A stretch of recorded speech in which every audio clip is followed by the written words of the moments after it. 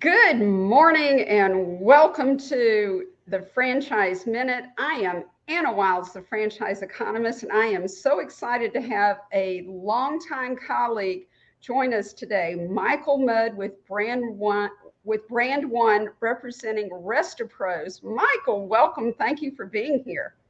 Thank you for having me, Anna. We do go back a long time, 20 years, in fact. That's I'm a right. big fan of the show, and I'm really excited about today's podcast. Thank you. I'm equally delighted. So, Michael, start us off and share with the audience a little bit about your background and how you came to work with RestaPros. I'd be happy to. So, I was originally born in Denver, Colorado, and went to school to be a pilot of all things, and met my wife out there.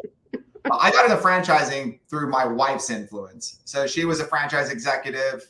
We moved out to Southern California. We started a family together. I have a 13-year-old daughter named Piper, who's the center of our world. And for 20 years, I've chased franchising and really became a student of the franchise business model.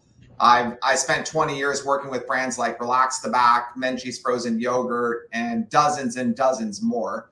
I was actually connected to RestaPros through just a mutual contact. RestaPros was a small brand at that point. When we learned of RestaPros, they only had one franchisee. Wow.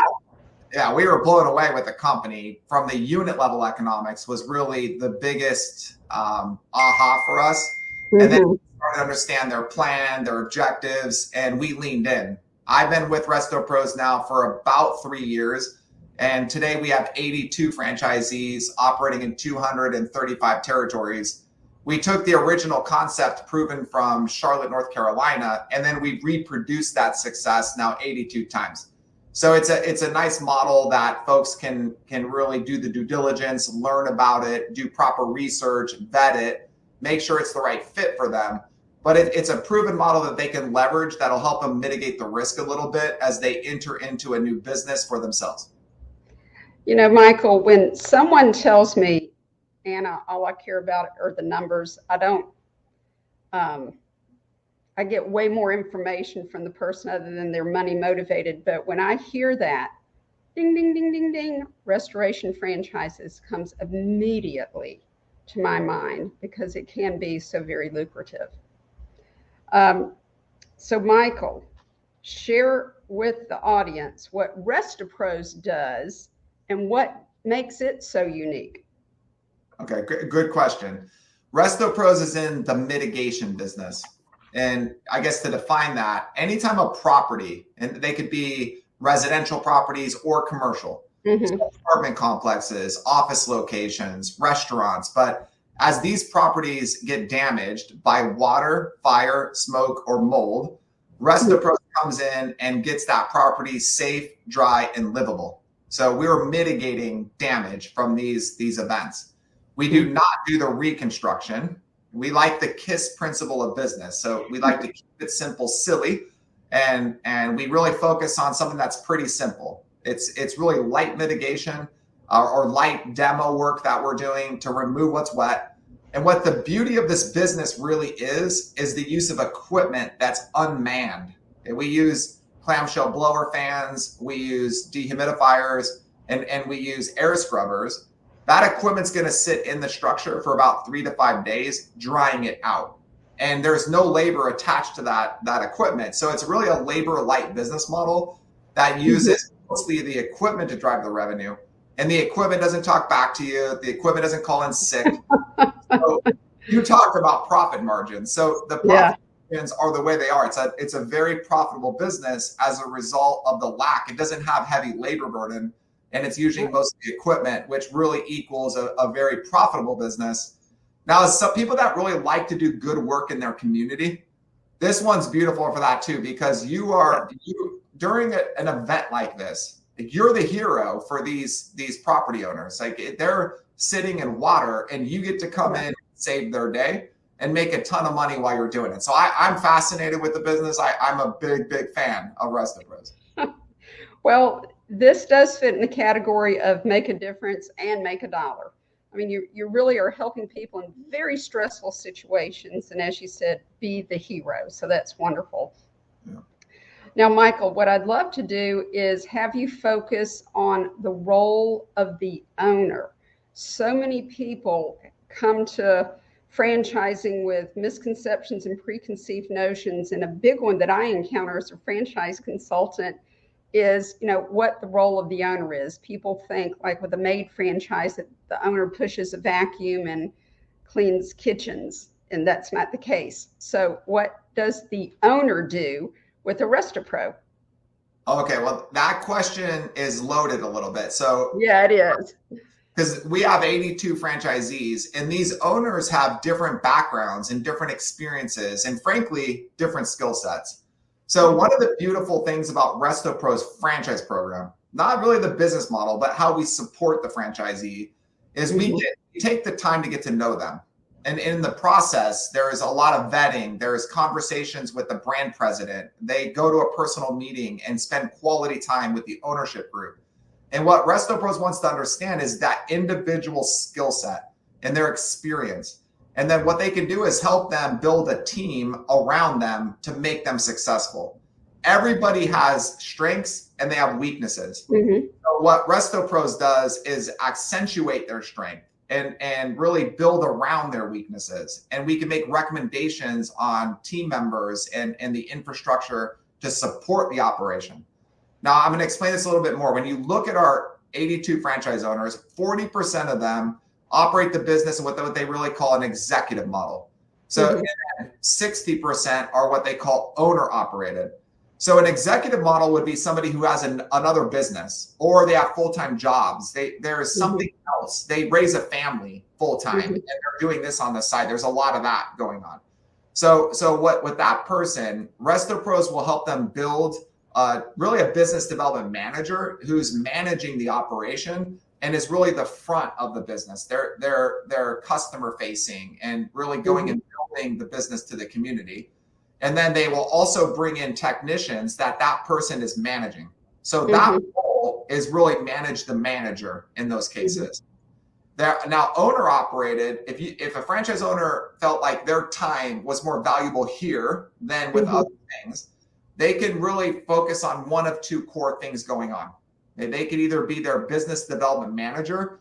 These would be your sales here, like the sales people that you're talking to. So candidates with sales acumen have a really good fit here if they want to be owner operated. Now, they can also be strong in operations. They can operate the business and do the team meetings and really scale the organization as revenue's growing. But they would then need to hire a business development manager. So a franchise owner who's owner operated is doing one of two things, either selling or operating. Okay. Now, if you're an owner operator, or if you're an executive model, you're manage the manager. But what all of them share is leadership. This is a buy a job franchise where you're going to go and trade your time for checks. This is for people who want to get into a legitimate business where they're going to build value. They're going to go and hire people and lead those people that are then going to produce the income and be able to produce something that is transferable. Okay, so this is not a business where we're looking for an exact skill set, because this is not a buy the job franchise opportunity. Right.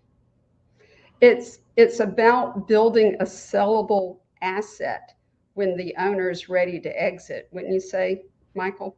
Absolutely. Every business, in my opinion, it's like what the business can do for you. Not sometimes people are like, how much money can I make? Well, you need to build a business that produces cash flow, and that cash flow is now transferable to somebody. And the exit, the windfall event, should be something that an owner is thinking about. At least that's what I would encourage an owner to think about. Not just the cash flow, but what's the cash flow worth? What's the value when you exit the business? Absolutely. And do they have the time freedom and the money freedom they're looking for while they're building the business? Or, do they get to see their family and have dinner with their kids every night? Yeah. Lifestyle is an important piece of the equation. I think that if having tons of money is worth nothing if you have no time to spend it. So. Right. Or enjoy the relationships that are important to you. Exactly. So Michael, this is leading up to a big preconceived notion that I think people probably have about Restapros, like what kind of background?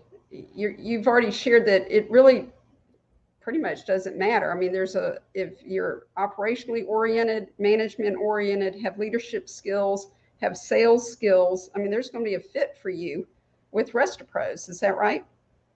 Yeah, I mean, it really matches well with leadership skills, because at the end of the day, the franchise owner needs to hire people, and they're going to need to lead those people. It's a small team. The beautiful thing is you don't need a lot of infrastructure to produce solid revenue with Restapros, but you are going to need to lead a small team. So leadership is critical. I'd say nice to haves would be a sales background or operations background or finance backgrounds. Because if you're a finance background, you can understand what's going on in your business through the key performance indicators.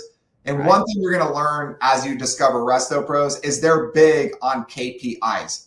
They're going to understand the KPIs and allow you to benchmark the individual franchisee's KPI against the system's performance. And that way you know kind of what everything should track. So if you are an executive owned business, you can understand the health of your business through the data. Okay. And we have good reporting systems and reputation management systems. Like there's a lot of operational systems that folks in operations really get excited about. Now the salespeople get excited too, because there's the beauty of Restapros is we build a referral network with plumbing contractors and property management companies and independent insurance agents. So we're really, if you think about this business, it's a B2B business. So we go and build these relationships that create recurring revenue for the business. Okay, so we're not spray and pray marketing out there where we chase Google's algorithm that's always changing, right? So this is a referral business, and we pay these referral partners referral fees. So it's a win-win that really creates a nice recurring revenue model for what I would tell you what's beautiful about this. It's a non-discretionary service model. And even more, it's the events that we're dealing with are insured events. So impacted parties, the property owners, have insurance for this type of damage. So pros, we come out, we're the hero, we restore it, we document the job we're doing, we then submit a claim to an insurance company. It's really easy to collect money from insurance companies. It takes 43 days on average for us to receive the money from the insurance company. So it's a nice little beautiful business. It is. It's resistant to downturned economies, ups and downs that you may see. It's a nice steady Eddie industry that people can get into and really build a legitimate business within the attributes of the business in the industry itself. Well, Michael, that was a beautiful way to end our interview. We are out of time. So thank you so much for being here. But if someone wants to learn more about Restapros, what do you recommend that they do? Well, Anna, my first recommendation would be for them to really engage with you as a franchise consultant. And I say that because it's complicated to do the due diligence of a franchise.